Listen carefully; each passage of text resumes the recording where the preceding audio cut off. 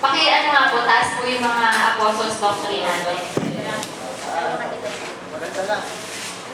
Para pag, yung mga tracks po natin, yung kagaya ng apostles doctrine, yung ginawa ko, dinigit ko siya sa Bible para hindi ko siya naiiwan. So, para hindi siya mawala, dinigit ko na sa Bible. Yun. Tapos, pakibuksan po yung number 3, deity of Jesus Christ. Yung magbabasa yung mga bata.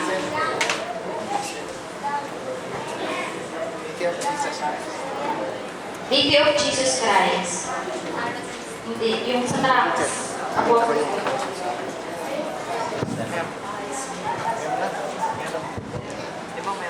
Ready na po.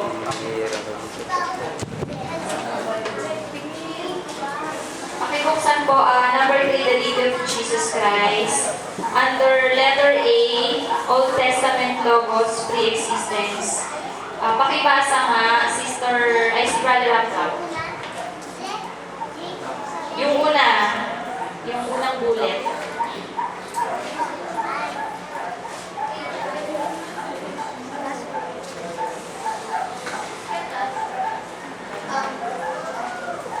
Hebrews 1 to, ay nagsalita sa atin sa mga huling araw na ito. Sa pamamagitan ng kanyang anak na siya, itinalaga na tagapagmana ng lahat ng mga bagay na sa pamamagitan naman niya, ginawa sa limutan. Ay, sorry, hindi ba pala nag-pray? Pwede po mag-request ng opening prayer kay Pastor Roland na lang po. Sa share.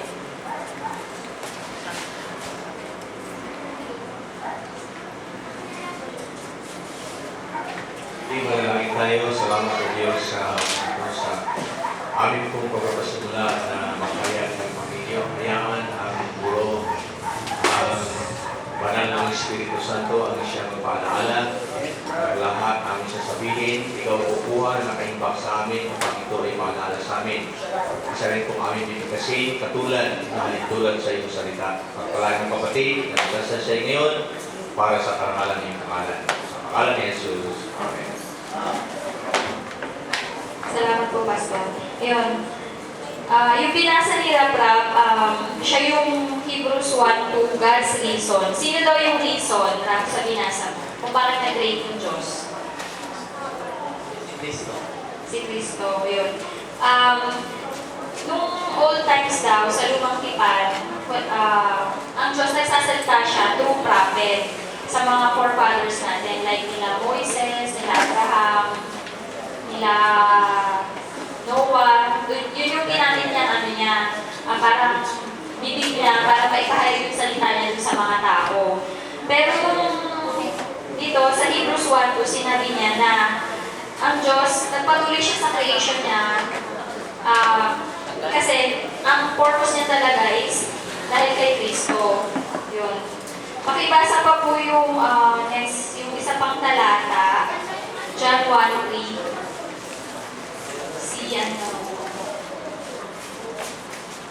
Yung katabi ni Jella, yung sa sister.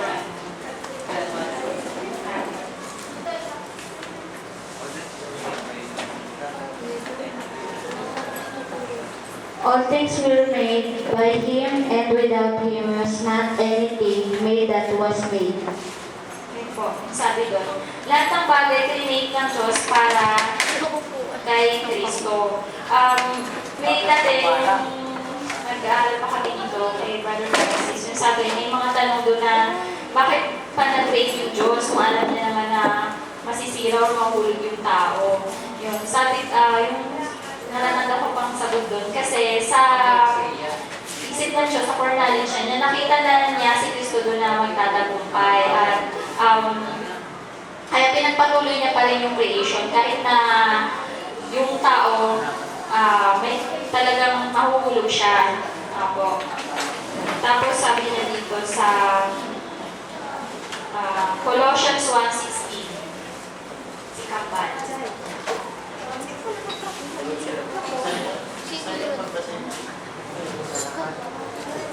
Baka expert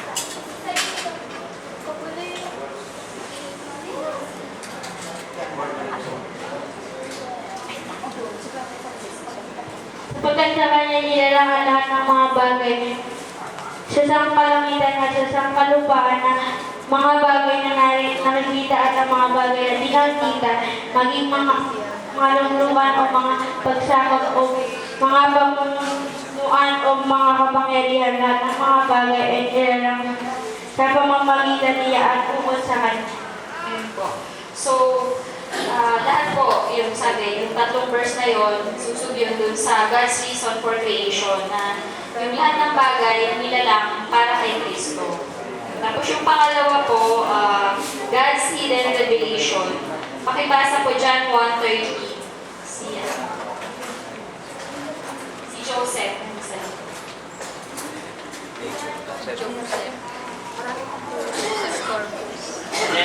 John John 1:30. John 1:30. This is he of whom I said after me commit that which is command a man which is prepared before me, for it was before me.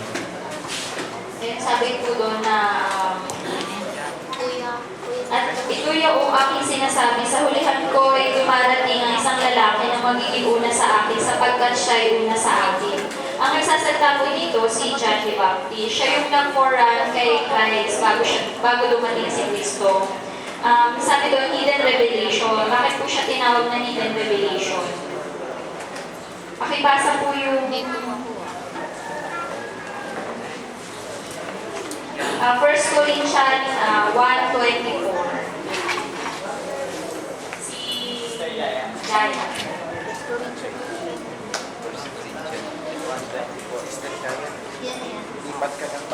But unto them which are called both Jew and Greek Christ, the power of God and the wisdom of God. Yun po, sabi si Christ daw yung, si Jesus Christ daw yung power and wisdom of God.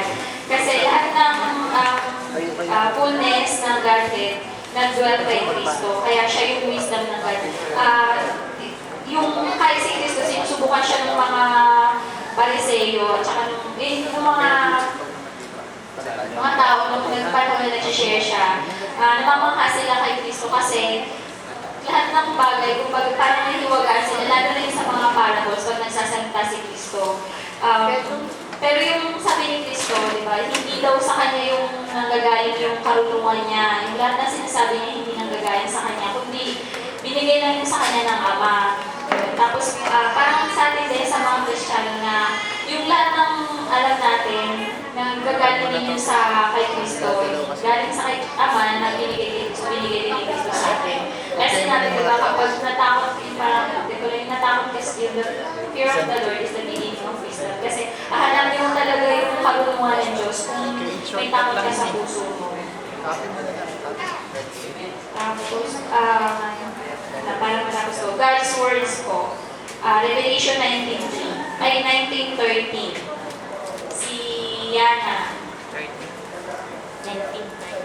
Revelation 19:13. At siya'y nararamdan ng damit na winisiga ng dugo at ang kanyang pangalan ay tinawag na ang Verbo ng Diyos. Yun po, Word of God. Si Kristo, siya yung, di ba, siya yung naging laman na sinilita ng Diyos. Siya yung pure word na naging, kapag siya yung pure word na naging laman. Kasi si Adam, siya yung spoken word na nagulo. Pero si Kristo, siya yung sinalita ng Diyos na talagang na-manifest na yung pagiging word, Son of God, na lahat na sinasabi sa kanya ng Ama, yun din yung sinishare niya sa mga tinuturuan niya. Kaya siya tinawag na Word of God, God's Word.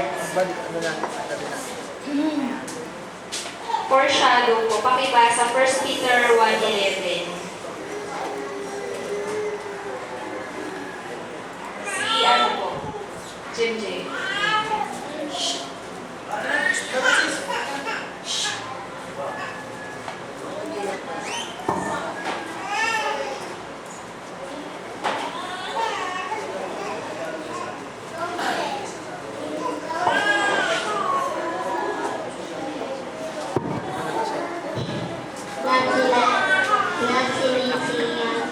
Yagad ang kaulugan kung ano at kailan panahon ito ng Espiritu ni Cristo na tumasa kami na lahat natutuwa noon kabata ni Kristo at ang kalupan at ang mahaling sa ito.